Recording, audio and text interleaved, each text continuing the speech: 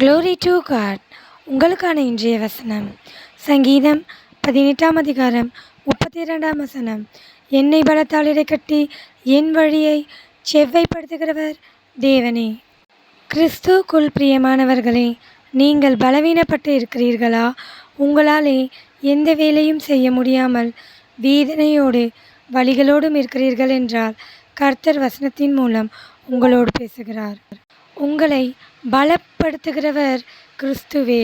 கர்த்தர் உங்களுக்கு பலன் தருவார். உங்களை பலப்படுத்தி அவர் வழி நடத்துவார். உங்கள் வழிகளிலே உங்களை சரியாய் நடக்க செய்வார். உங்களை பாதுகாப்பார்.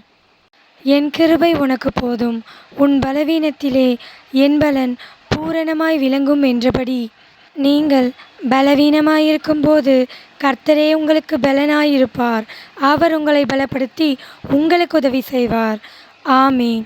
தேவன் தாமே உங்களை ஆசீர்வதிப்பாராக. ஆமீன்.